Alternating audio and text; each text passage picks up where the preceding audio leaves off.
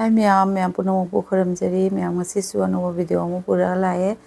ma'am ngasi video se ma'am ubirangmani ko nga macha se ayam kuire nganam chadaba aduga maroi mapang su yumda thobadagi yumdagi purakpa ngatane nakopi tilau mana awa phadigom adai morok atekpa phadigom su yaure ko asi ma'am sina ai nganam tawjarake nga se aina share park tagi leijarakpani ko aduga nga se phajana humairak chame aduga ai maroi mapang khara hapchenjarage machu khara morok asuba adugedi akhoi phadigom maru jira maru khitang ni ko aduga hajiki akhoi yenam se khara hapchale awa phadigom tilhau mana ai phadigom chu yaujare ko sa aduga khitang side tawraga ai tilhau se side ta thamjage morok atek pasiga sinai thum hapaga tongana khitang noikhai ge ko natradi akhoi mondharoi aba tilhau se ado ma'am sina aige hangam thauni ko master oil ne thina ai spoon amagumba hapchenjare ma'am se hapna da basu yawi ado ma'am ta hapna da bordi hapaga yengbe yam hawbani aduga ina morok atekpaga tilhau duga thum hapaga ai phajana hanamtang nuikhaijagi ge adui matungda ai hoi nganam ge mixture se asi mix tawjage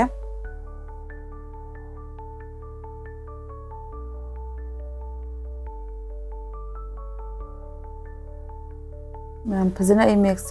kanu tilhau se no khaire ko adui matungda nga ne maroi mapang singse nga macha sigai phajana tocharage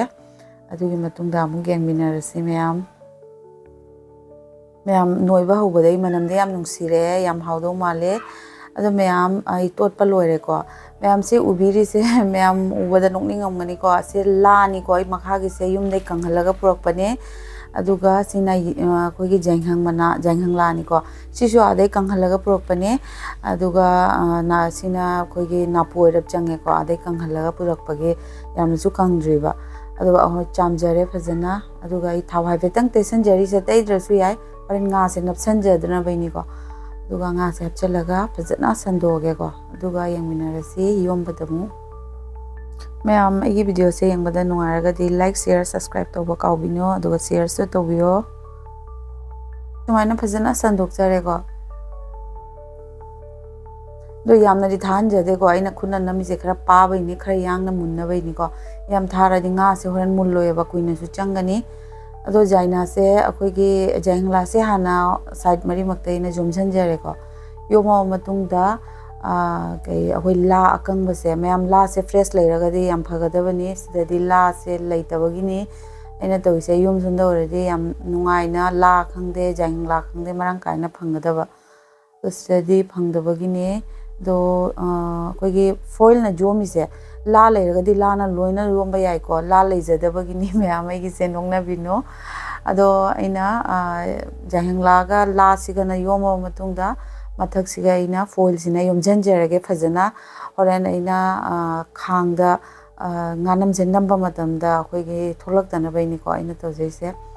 tuga ani jomjanjage horan akhoi nga se akhoi chekhai tholak baini ko chekhai raktana bagi do sumaina ani yomagadi phajana akhoi pokhai rakpai chance leitre ba ko kenu se foil dagi su mayom jare ado yomi marak seina khang ama thangachere ko sahalle sare khang sisu aduga ina kitang hoigi foil gi tonghalak pase se khutna khara namjare aduga khang sisu sare adu mai leithare ko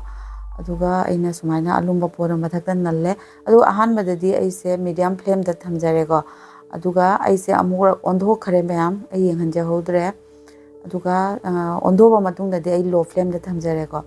aduga ani ohumlak ondho matungda ma'am ai gise yare puthare ko aduga mu hangaga amullaba mundabra kamai toge adomu yengminarase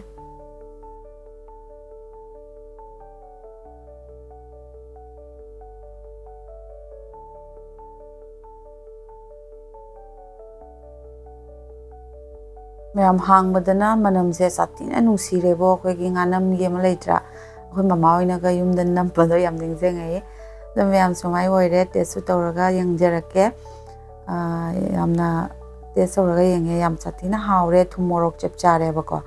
si video se matang se loire mathang da mo no video ma'am pura lake